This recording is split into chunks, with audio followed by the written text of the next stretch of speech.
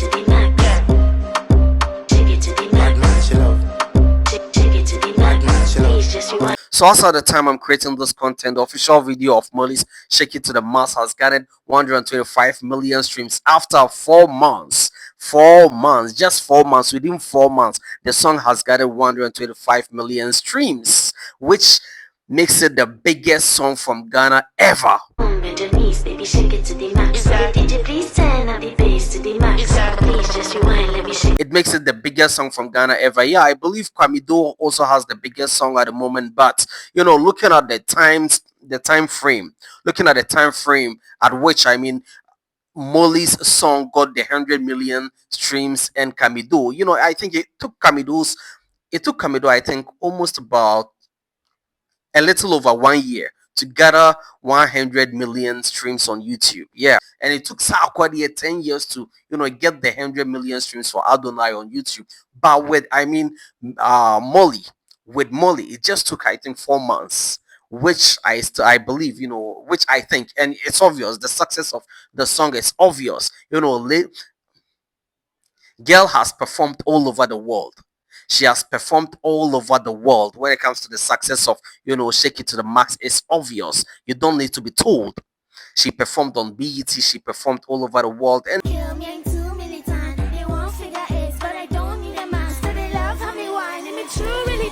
And that's one thing I keep saying. In as much as music has no language barrier, language still plays a role. Yeah, language still plays a role. Look at all these francophone songs. Just go onto their YouTube channels and see the kind of streams they are making. See the kind of streams they are getting on their videos. Because whenever you drop a song in, let's say, French, it cuts across all the francophone areas. For instance, just imagine Sadiq Biet. I don't know his name. Just imagine people like Fali Ipupa, all these musicians from the francophone areas.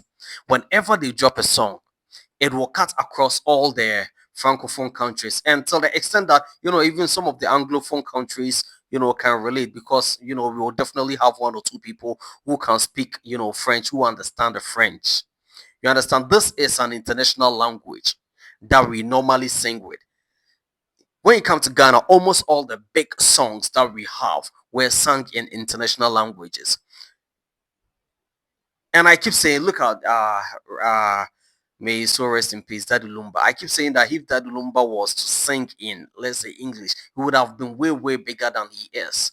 But in Ghana, it's very difficult to accept those people unless maybe you do a danceable tunes and all this kind of stuff. And that's one thing I think the Nigerians have gotten, because all the musicians, the bigger musicians in Nigeria are, normally doing are singing in, English.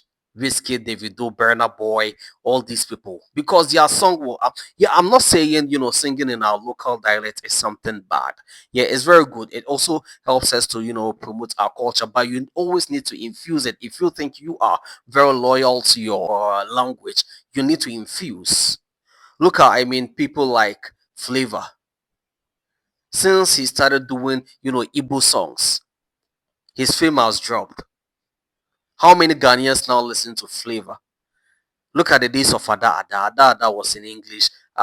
All these songs, Baby Oku, and all these songs were in English. Look at how big it used to be in Ghana. And I'll use Ghana as a yardstick because, yeah, that's where I am. Look at that. Wow. When was the last time we even listened to? I think the only person who is able to do it is, Ashake. And with Ashake is because, all the songs are danceable. Yeah, all these South African songs that are normally big are danceable. And also, I believe when it comes to the Shake It to the Max, the participation of the Caribbean musicians also played a role. It also played a major role. Yeah, the collaboration played a major role. And there is a magic, because all these musicians, Shanzia and Skillebangs and all these musicians she featured, when was the last time they got such a stream? How many times do they get, those kind of streams? There was some magic.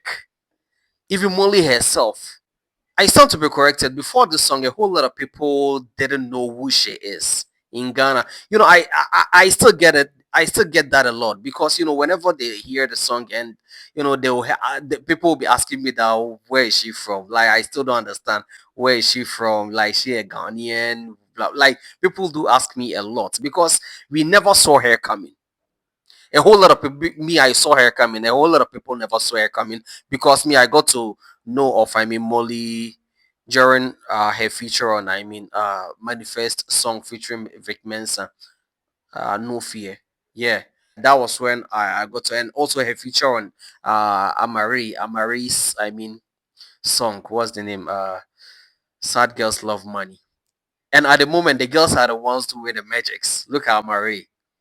The ladies are the ones doing the magics.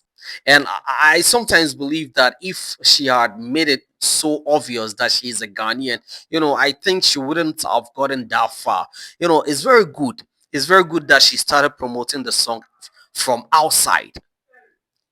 Yeah, it's very great thing that she started promoting the song from outside. With that, Ghanaians have begun to, appreciate her a lot.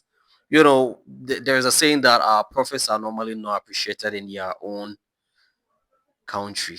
Yeah. In Ghana, that's what we want. We want people to start promoting themselves outside, especially with the kind of song she is doing. Sometimes, if you follow Ghanaians, you make a great mistake. Look, that's one thing I love about Black Sheriff. After he started gaining all the successes in the music industry, he switched his style to fit into the world market. Yeah, I understand that every song, can fit into the world market, but look at Black Sheriff. Everybody can relate to his song. I don't want to mention anybody's name, but one of the biggest musicians in Ghana at the moment is very great. But sometimes I don't see him fitting into the space that Black Sherif found himself due to how he does his songs. Due to how he does his songs are just limited to Ghanaians, and that's one thing that if you do not take care, if you allow the fame to get into your head, that's when you will be stuck. You will be stagnant within the Ghanaian markets, all over the world, the Ghanaian markets. But as a musician, you need to cut across, and that's one thing I think Black Sheriff is doing great. Moliy is doing great. Amare is doing great, and Kim Promise, Kiddy did that with Touch It. We have a whole lot of Ghanaians who are doing it. Yeah, at the moment, I think there are songs that are also great that even though I don't understand, but are really doing well like that.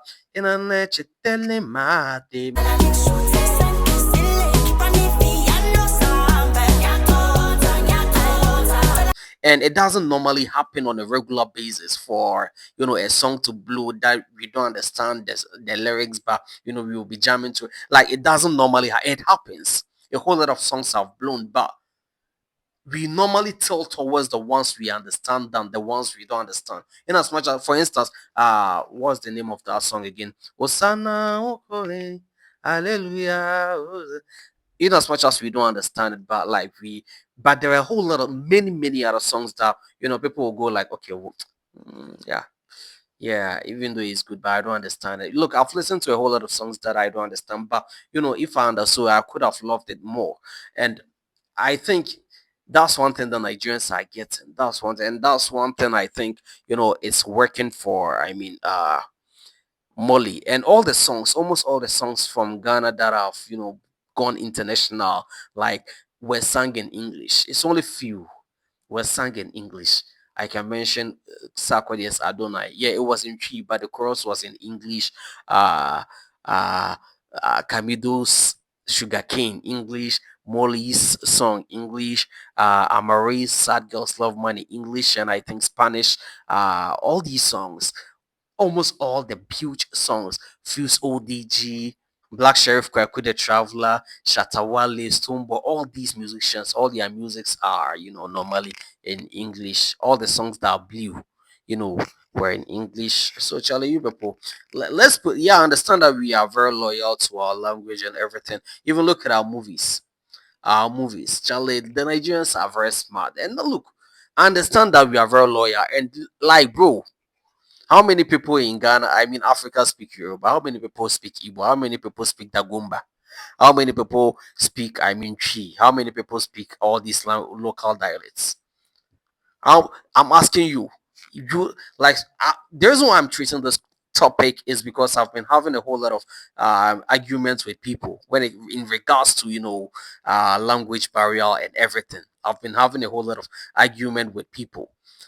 You people, like you Ghanaians, yeah, I'm speaking to my fellow Ghanaians. I'm speaking to how. When was the last time you listened to a Yoruba song? Apart from, I mean, Ashaki's "Lonely, Lonely, Lonely," money out of town.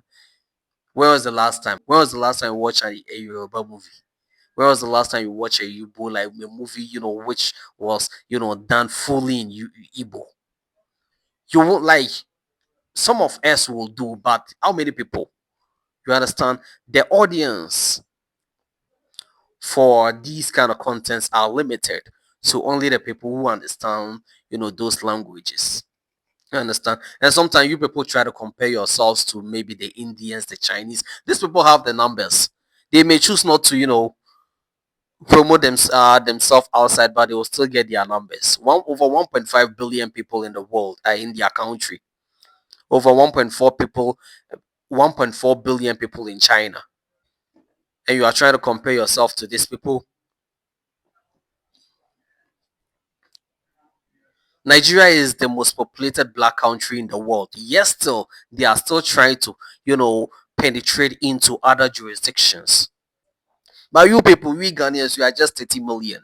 We are just 32 million or yeah, something. We are just 32 million. And yeah, like, bro, just imagine. Have you ever asked yourself why Equatorial Guinea has never been in the news? Equatorial Guinea has never been in the news till the Baltasar issue. Because I think they are the only country in Africa that speaks Spanish. But in Africa, when you come to Ghana, we have South Africa, we have, I mean, Nigeria, we have free Ghanaians, we have Liberians, we have other Kenyans, we have some, yeah, and some few other, Anglophone countries. So just imagine you create a song and you promote it very well. It penetrates into all these countries. Just imagine. I think Uganda, Rwanda also speaks English. Yeah, and in all like even when I'm okay, I'm only speaking about Africa. I'm only talking about Africa.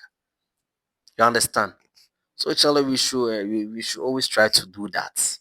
We should always try to do that. And our promotion, yeah, I understand that some magics worked for her. I mean Molly. I understand that some magics worked for Molly, but at the end of the day, bro, she also worked promoting her songs, all over.